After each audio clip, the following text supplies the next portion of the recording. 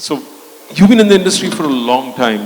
What is the evolution you've seen in terms of filmmaking, Sherry? We were just discussing this the other day, Pankaj and I, in fact, Pankaj Kanpur.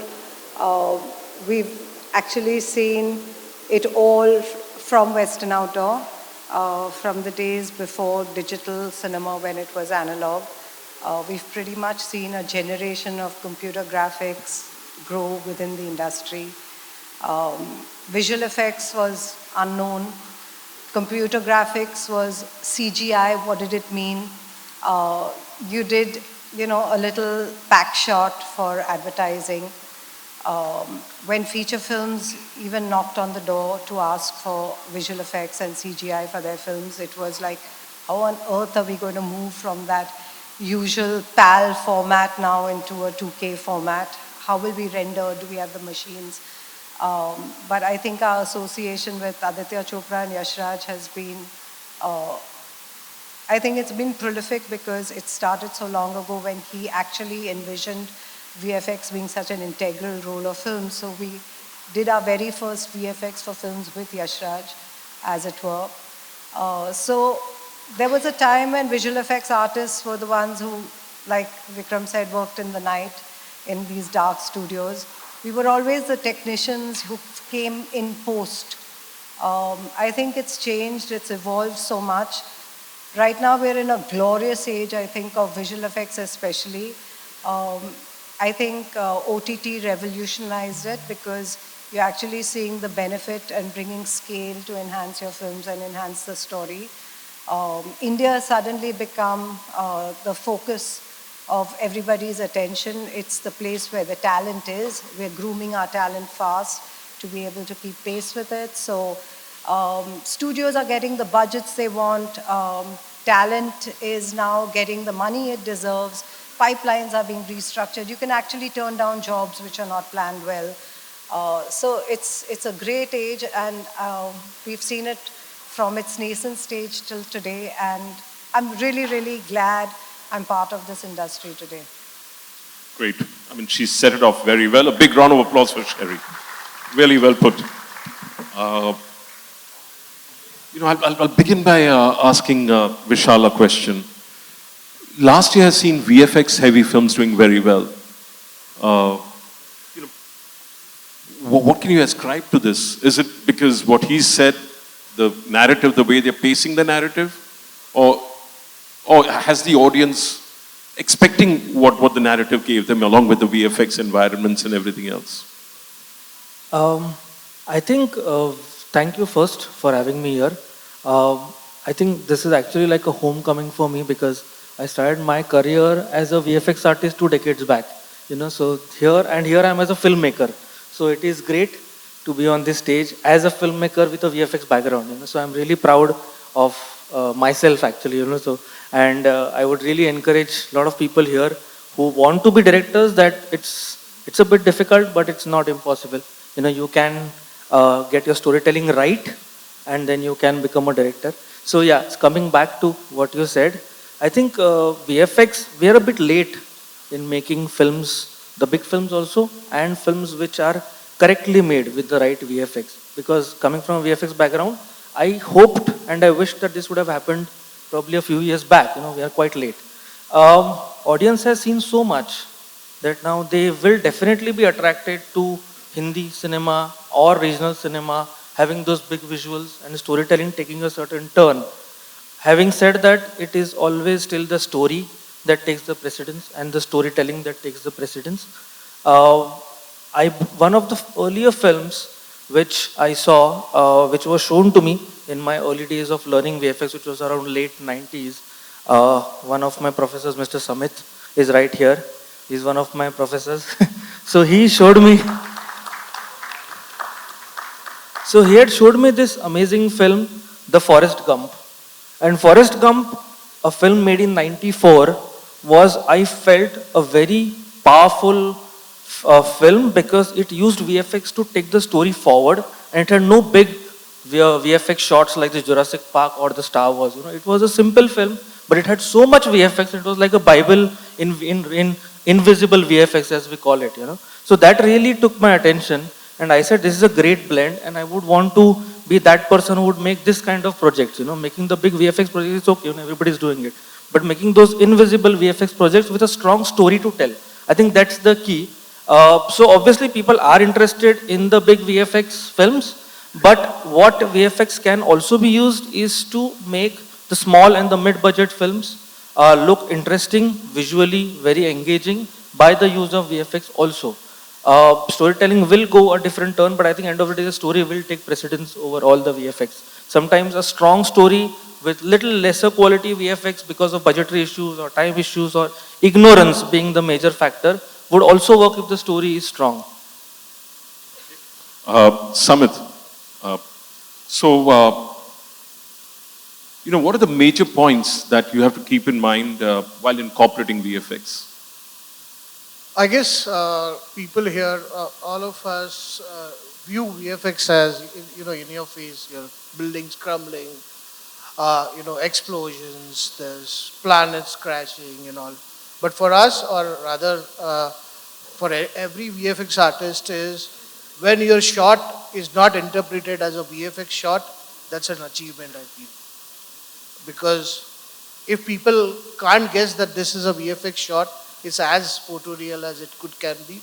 I think that's my viewpoint, and that's what we strive for.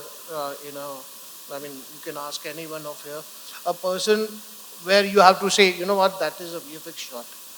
That's, I feel, yes, these are our money shots, the explosions, the buildings crumbling, the crashes, everything, CG characters and all. But a layman who cannot, or anyone who cannot identify it as a VFX shot, I guess that's the achievement that we always strive for, and that's what is the magic of VFX, where you actually have... What are the points you have to keep in mind while incorporating? That you cannot make out that it's a VFX shot, or what? I mean, yes, that's the first thing, because it has to blend in as if it's a real thing. It's a make-believe world, right? So you have to make people believe that this is happening. It's not made by the aid of any artificial means. That's what is the ultimate aim, I feel. Okay, Bejoy? Right. Again, the same question. What should a maker keep in mind while incorporating VFX? Yeah, my take is, when we start a discussion with the director, we try to, go through the script, we analyze the script, we figure out, ways to achieve that particular vision of the director. So, we will ask him whether, if the budget supports, we can, either we can mix practical effects, because I always believe in that, because, either creating, rather than creating completely everything in visual effects, I would prefer this, realistic touch a bit, which will add on value to the shot, and also it gives much more control to, the film director as well. So, I'll be asking him what is possible practically, either can we, bring this kind of, set, or we can, bring this equipments on set, so. Once we have that kind of idea, we actually, start building the shot. So the way we see it is like a mix-up of practical and CGI. And there are certain shots that will demand complete CGI, creation. So we approach, we give him control in the pre-production stage itself, like, creating concept sketches or, previs, or nowadays, using Unreal, there are set scouting and stuff. So that way, I think we can, give more control to filmmakers, and that's my approach actually. Yeah, Goldie. Now, the same question. I'd like from a maker's point of view. What should you keep in mind while incorporating VFX, apart from making it very photoreal, apart from getting the entire workflow assigned properly? Is there anything else? How is it communicating an emotion in the audience? What is it doing for your narrative? If it's evoking a certain emotion that you want to as a filmmaker or as a storyteller, is it communicating that particular emotion to the viewer, to the audience, and adding to the narrative? I think that is very, very crucial, because many a times if the story and the narrative and the emotion working, you forget the VFX rather than, of course the job has to be good, but other than that also, even if it is not the premiumist kind of shot, but if it's going in the narrative and it's making the audience feel a certain emotion that is required at that point in the story, Indian audiences are very, very forgiving and very, very accommodating. So I think that is the principle on which it should be approached. Okay. And of course the rest, I mean, I'm not repeating everything that everybody has said, the prep behind it, that I was talking about some time back, that is very, very critical, the pre-visualization. Now all that is, those ABCD, that is a prerequisite which doesn't happen 99% of the time. But apart from that, I think the most important is whether it's creating that emotion also. So the great VFX producers or VFX supervisors turn into filmmakers, because they also have a sense of, understanding of how it is going to communicate a story or an emotion forward. Yep. Okay. Now, Manu, you're a cinematographer. I know your assistants wanted you to wear your hat, but thank you for not wearing it. You're not on set. You're in front of an erudite and a talented audience. So as a cinematographer, what are the, when you're filming, there's a director, there's the post with Unreal, you have in-cam, you have all those effects coming in now with Unreal, with disguise, with actual XR, VR, all of that coming in. So as a filmmaker, as a cinematographer, do you think you can work in isolation, or and how do you work? And what would you like the filmmaker to do with you? So my journey has been where I did a small film which I met Sherry on Shuddh Desi Romance, and we had very little VFX in that film. It was there, but it was very little. And then after that, I jumped into a very big VFX film Fan, where Shah Rukh was playing himself and his fan. And the planning itself of that film took about 6 to 8 months with VFX and prosthetics and the director. So during the entire process, I think the DOP is literally the director's right-hand man in helping him in some things that technically might not be his expertise. How to get the best out of all these departments and be part of the pre-visualization, be part of all the discussions of the set extensions that you might have. So this is a very detailed pre-shoot, and in fact in post also. When the DOP is present in the post-production, I think it is extremely helpful. And I personally have been present in the post-production of the films I have done, whether it's Fan or Zero or even Bhool Bhulaiya 2, because I feel that it's a great synergy when the VFX supervisor and the DOP are able to interact, and he gets my feedback and I get his feedback.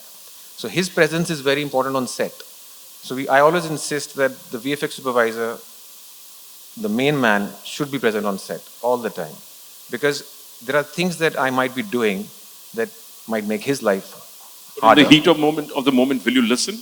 In the heat of the moment, because you've got a schedule. It's a team effort, right? You're working for the final image, and the final image is not my image, it's not his image, it's our image, and the final image has to look good. So much so that even in post-production, I remember my first film with Fan, I asked Harry for mats, and Harry said, "No, we can't give you mats." I said, "Give the colorists the mats. Don't worry. You are present, and we'll show you what we're going to do." And he came into the studio and then he saw us working with the mats. And the next thing is like, okay, we will give you the mats that you require, because what we see you doing is actually helping us get to an image that is even better. So I think the whole idea that the cinematography department is different from the VFX department doesn't exist anymore. I think right now they work in tandem, and they have to work in tandem from pre till post. And that's why on films that you mentioned, the work looks so good because everybody's involvement is from pre-production and there's a lot of planning now. I think we have changed that mindset that planning doesn't happen. I think now we really plan a lot. For Fan and Zero, they were planned almost 8 months of planning and previous for each and every sequence that was there. So that allows us to be efficient, but it doesn't mean that we don't improvise on set. We always give the director. Anand was a director who liked to improvise a lot. So at no point did Harry said, no, you can't do that. Or I said, no, you can't do that. Whatever was within the scope and beyond the scope, we always try to help the director achieve his vision because we are there to facilitate his world and his storytelling. Yeah. So both of you all, is that true? There's a lot of pre-planning happening. Or is it true in most cases, or is it true in some cases? Most of the nowadays it's almost that pre-planning is a must. Otherwise, to achieve that final result, it's No, not. no, I'm talking about, is it, like he was saying, it's not yet the norm. Yeah. So is it true in most cases, or are we still have to train the filmmakers, the producers, the directors to think in that direction? Rajamouli thinks that way, but not everyone thinks in that manner. Maybe the director of Fan thought that way, but not everyone is thinking. Is it true that the product you get has been thought through? Yes, to a certain extent now everybody is getting aware, but there were times earlier where, oh, you just showed us a previews. When can we see the shot? Tomorrow? Day after tomorrow? Those are the things which used to happen, but I think now people are getting in touch. Not just the filmmakers per se, but even the audience. Like, when they tell us something about, Brahmastra, so we can actually gauge that there's an understanding which is happening amongst, even when we're talking with the filmmakers, we can clearly see that they know what they want. They're understanding the process which involves whatever they are getting. So I guess yes, it's not 100%, but now it's growing. You're being very kind, by the way. I wouldn't agree with that, but no, You wouldn't agree with the probably, being kind, or that they're getting prepared now? Not everybody understands this. I would say like around 60% of people and almost all new age filmmakers understand this process, but still there are a lot of awareness that needs to be created. So whenever we meet directors, we try to explain the process, like what we do, it is the same, right? They want us to understand their process of filmmaking, and we were ready with that, and we expect the same out of them, because as he said, it's all about the meeting director's vision, and if we have to meet the director's vision, we have to work as a team, and there should not be any ego, or we have to be ready to learn and unlearn and learn as well. So that is I think I've seen a producer recently who did previous by himself. So it is like it's people are taking that kind of effort nowadays, and I've seen the other end of the people also.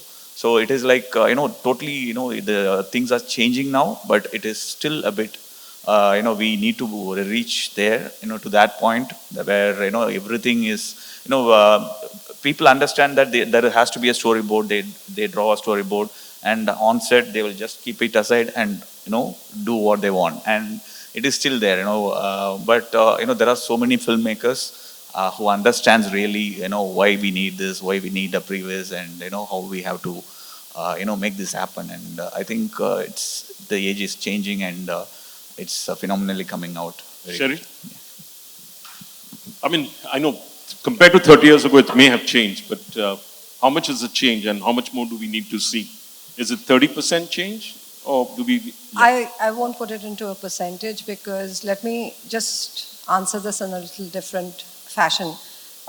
Everybody here is referencing the large films.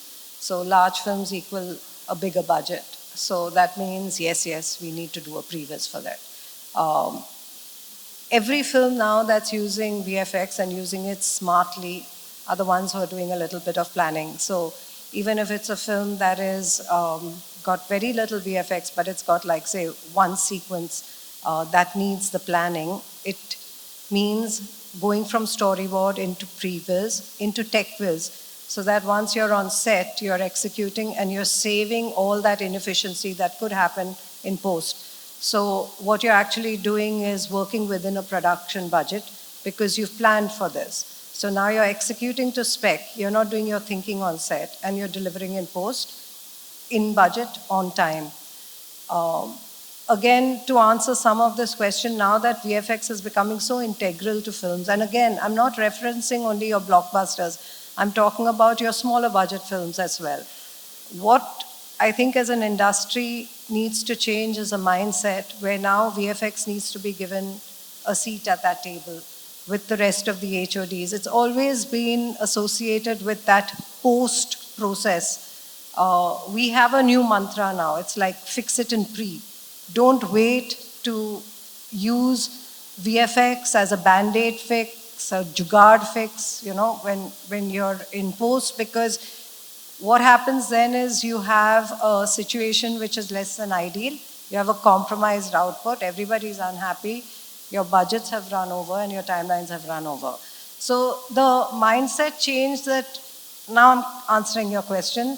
I don't say it's a 30% change, 40% change. I'm saying some of the films that understand they have, oh, this is a big action sequence, we need to do previs, they will do their previs. Whether they see it all the way through, like Bejoy is saying, they put it on the side, that's mostly because a previs is not associated with, say, physical camera rigs or production designer's set or the environment to scale. If it's not associated with all real life limitations and tools that you're going to get, then it doesn't translate onto a set. So it becomes meaningless. It's just a storyboard in an animated form. So when you see the process through as part of a big film, you reap the benefits on set. But I'm saying these are processes with VFX planning from the beginning. Small films can leverage it as well to get the benefits. I've answered your question? Kind of. Has she answered the question? Or does anyone want me to penetrate a little deeper into her mind? Has she answered the question? Okay, you have a question at the back. Can we pass a mic and identify yourself and address the question in a sharp and succinct manner, please? So I had a... Yeah, there's a mic over there. Yeah. So basically, what does VFX impact your costs? Does it maximize or does it minimize? VFX actually can become a huge potential cost saver. If, for example, you need to build a set, without VFX, perhaps you would invest in building a large set, parts that were not going to be used or seen in the film, whose maybe you will invest money to build the set. And with VFX, if you understand what your shots are going to be, then you only focus on building that part of the set. This is one example. And baki ka stuff can happen through VFX and post. So here it becomes a cost saver. But when you make mistakes on set, continuity people are not watching, wahan se mic nikalo, this person's costume is not there, somebody wore a watch for one shot, they took it off in the next shot, so CG mein watch dalo. Then it becomes, VFX becomes an additional cost. So just like all other departments, if you plan for it, it can actually save your production cost. Yeah, Manu, you wanted to say something? I think if you do it smartly, VFX helps you save cost. If your storytelling vision is such that you need, like Brahmastra, there are certain costs in Brahmastra that VFX are part of the storytelling process itself. But overall, if you were to use VFX smartly, say for set extensions, for crowd multiplication, for cleanups, for nowadays actor cleanups, overall, smartly done, VFX will save you money. And the VFX cost that's actually in a film like Brahmastra, that's just part of the budget in any case. But done smartly, it'll save money. How can the lighting and camera work help in de-aging? Because a lot of money is being spent on de-aging of actors' faces these days. So Is it makeup? Is it? they, as DOPs, Vikram's father, Praveen Bhatt, who I am a huge fan of, you will see there was a tendency whenever he used to shoot actors, there was a tendency to bring in filters. Suddenly when the actress would come, there would be a diffusion filter, there would be a soft filter on the lens. Nowadays, there's a tendency where you can not do that almost, because as Sherry is saying, if your film has a certain budget, a lot of the de-aging process is done by the VFX team in post. So as a DOP, you can then concentrate on the quality of light that is going to help tell the story. You're going to concentrate on the emotional continuity of a certain mood that you're trying to generate, which might require lighting which might not be too flattering on the actor in that moment. But then you're also aware that, okay, VFX is going to help us clean it up a little bit in post. So I think it's a balance that you have to maintain. Okay. Any other questions? Yep. Identify yourself, please. So myself, Prasad Bede from Ambernath, one and only army of Ambernath, suburb of Mumbai. My question is, let's go back to the 80s. I'm not talking about right now. In 80s, there is a movie called Chota Chetan, which was more popular for kids. Even Vikram Vetal used to come on Sunday. Question, Prasad. Yeah, coming sir, please. Those serials were used to be more popular, even though their budget was very less. Even you can see today's Kantara's last 15 minutes were very fabulous. Getting on a less budget, these movies are impacting more on us. And when we see a movie called Brahmastra, they are using lots of VFX, but crowd is not remembering that much of movies part. What's the reason for that? Yeah, what's the reason that they don't remember? It's a story. Yeah, I think it's to the maker. Who are you addressing this question to, Prasad? Sir, I'm asking to the specialized person in the VFX. Yeah. Me? Okay. So I think it's the story primarily, because the story has to be engaging. Then comes the writing, performances, all of those departments. And VFX is a huge department, especially to cut the cost, and to use time optimally on a set, to get everything right.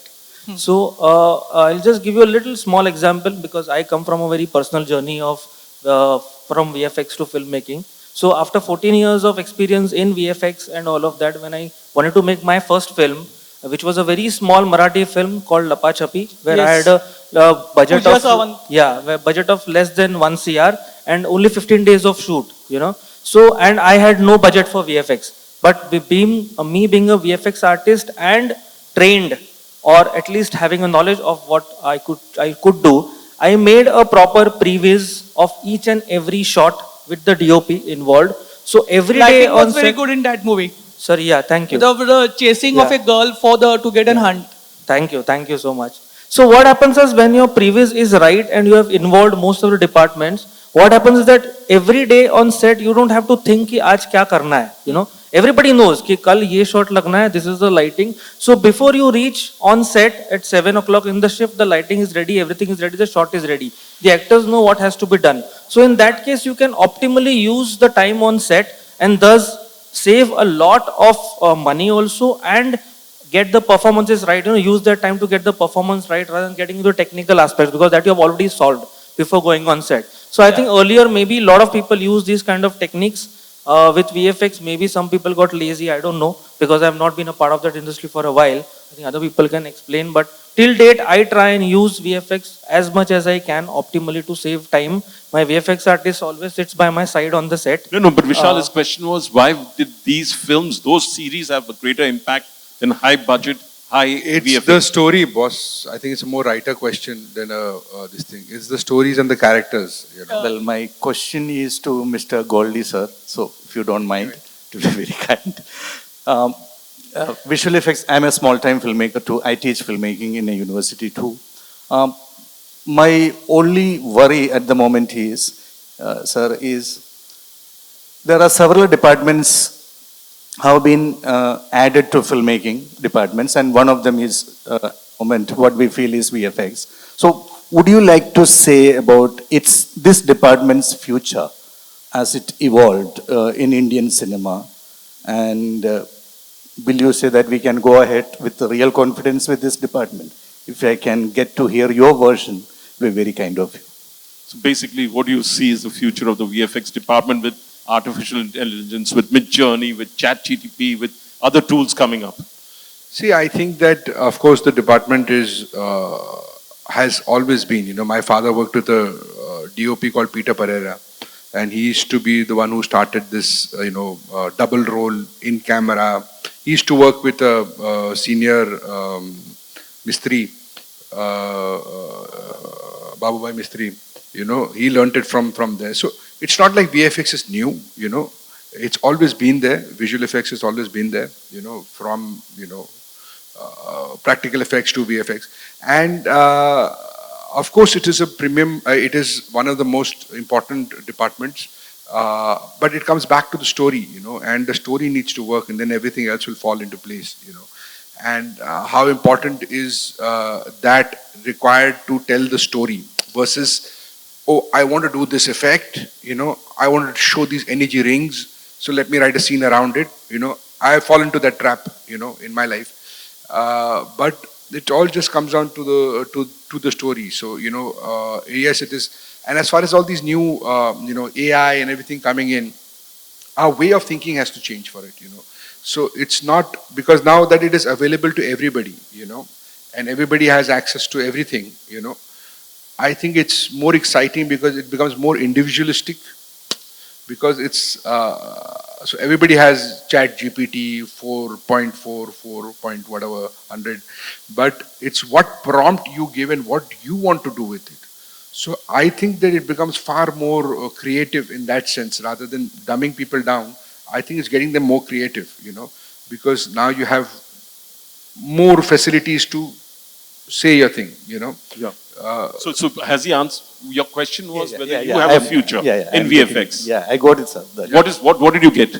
I said I believe we can confidently go ahead with this department, and there is a great future. That is what I mean, if Prime Focus doesn't have confidence, then it's a problem. No, he's asking as an individual goal. No, absolutely. I don't think he's asking as Prime Focus. But learn to understand the material. Don't only try and look at it from a very synthetic visual effects point of view. Try and make it more organically part of the story, I think that is the real victory that will happen, Okay. Yeah. Thank you very much. So this is a question to all of you all, whoever wants to take it up. What are the tricks you have in place to blend artistic skills with technology and commerce? If there are budgetary constraints, how do you ensure you deliver the project without having to compromise on quality? If there are, how do you, yeah. Who wants to take it up? By making sure that when we are shooting, so it's in the pre and the production itself, that if we work smartly and everybody works together, then we will end up saving money. But if we end up not being smart and not using the tools that are being given to us, we're not going to work better. I am very excited by what Goldie was saying about the AI's presence. It's going to, and all the new tools that are coming, what Vikram was saying also, it might lead to certain redundancies. There are certain jobs in VFX world that will be taken away by machine learning, by algorithms, by ChatGPT writing a Python script for Blender, which is going to make that script in seconds. But it is going to open other jobs, and it's going to open creative jobs. And that's what I feel really excites me in the VFX world, because I am a VFX nerd also. I might be a DOP, but I'm a VFX nerd. So the creative side of VFX is what I want the VFX world to now focus on. Because I think machine learning and AI is really going to help them do the brick and mortar stuff. So overall, I feel it's going to, did I answer your question? I don't think so. You kind of answered the question, actually. What is the question fully? No, the question was, I'll have to go back to my question itself to get back to the question to you. How do you ensure that, you have budgetary constraints, you have artistic skills, you have technology. how do you ensure you utilize these to the maximum possible? And to be able to achieve achieve what you want without compromising on quality, because there's a rush to, like I was speaking to somebody, one of the VFX studios, he can't attend today because he's rogered. There's so many variables, and I think Goldie's going to pick up. Can I take that? If you can't afford it, don't do it. Okay. To start off with. No, you can afford it, but you have budgetary constraints. No, if you have budgetary constraints, that means you can't afford it. Okay. Okay. And if you can't afford it, you will end up doing a hackneyed job of it. But and it will not look either way. I won't name the studio, the VFX studio, but he couldn't come this morning because the producer wants to ensure there's a release date coming up 3 months down the line, and they have to do the entire post of it in 2.5 months. So they should leave the project. Sorry? They should leave the project. They can't. It's a massive, big budget film. So that's then the problem. No? Then they won't be able to achieve that quality. Like the great Pankaj explained to us, to me, the 3 triangle, cheap, fast, and good. So it's going to be either of the time. 2. There's deadlines. That's why I'm insisting so much on the planning. That's why the pre-planning. That's why in America and other planned and developed filmmaking worlds, you get the film ready way in advance of the release. So Mission Impossible must be ready already. If it's going to release 6 months from now. Even Avatar has been shot. The next Avatar 3 has been already almost finished. Yeah, I mean, James Cameron is a different beast only. Yeah. But I'm saying the regular hardcore, mainstream, people coming out of movies every year and stuff like that. So, like, for example, the Marvel movies are probably, of course, there are little touches. Oh, this shot has not come from India, and Golden Compass came last minute and they had to plant it in and all that stuff. But they're not on a conceiving level. So if the studio is conceiving 3 months before the release, then it's a huge problem, Look at this year's Oscar winner. Such a beautiful film made by such a small team, and there were only 5 to 10 VFX people working on the film through the pandemic. Everywhere, all at once. Yes. Okay. And a lot of them did not even know VFX. They learned it through YouTube tutorials. They were learning it as they were going along. And the directors were technically sound. They'd done work, and there was a duo director. But that film has achieved a certain quality which is beyond what you would expect in that budget. And that was made possible by the VFX department, the lighting of that film that accentuated the VFX and complemented it, and of course the story.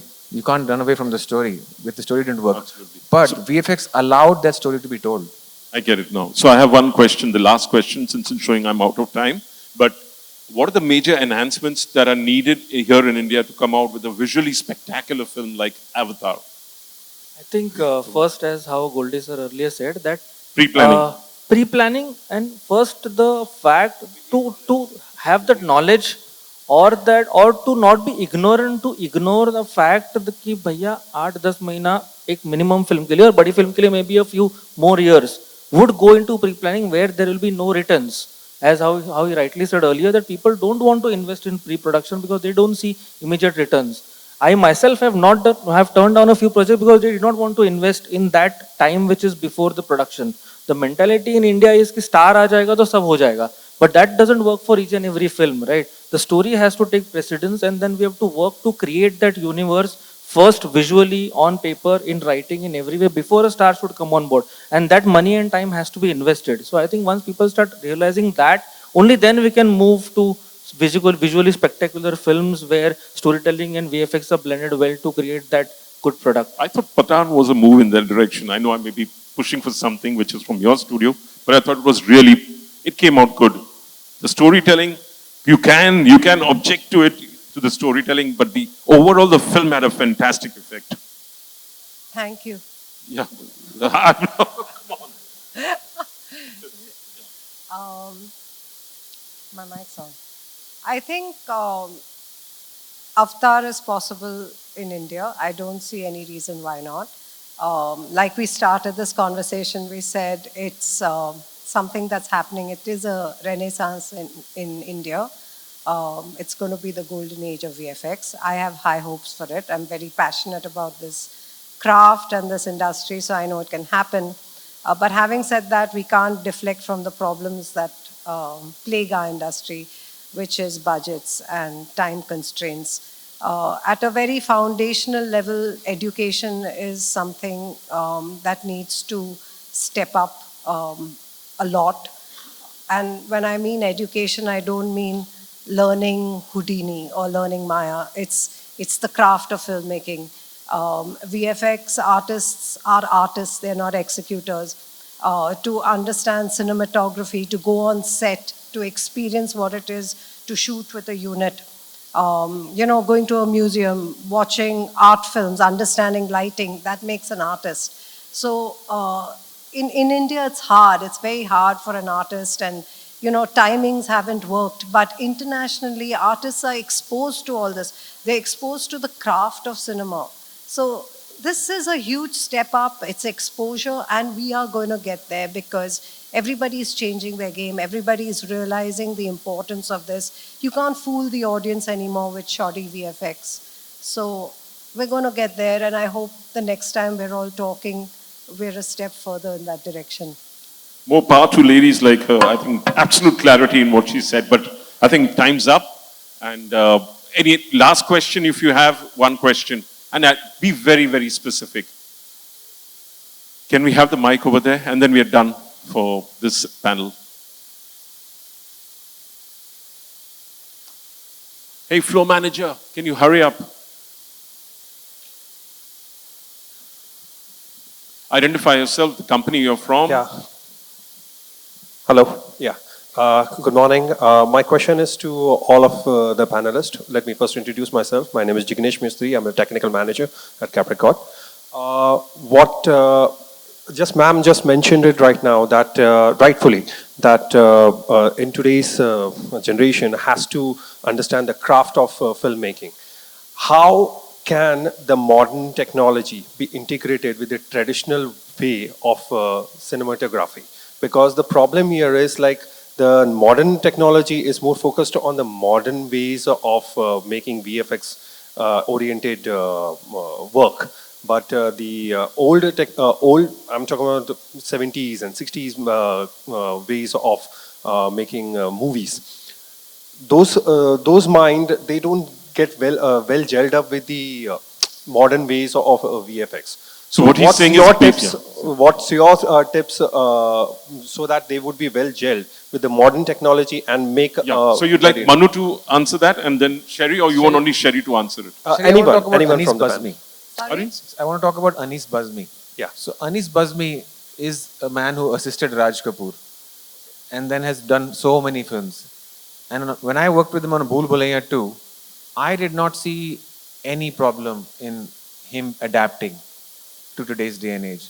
In fact, when you were doing Tabu's de-aging, or when you were doing the double roll sequences, or even the look of the ghost of Tabu, Mr. Bazmi was, I could see like a child, he was excited by the possibilities that were open to him. Because suddenly he was like, oh my God, if I had to get this look 20 years back, I would have to do 10 makeup tests and I still would not be happy.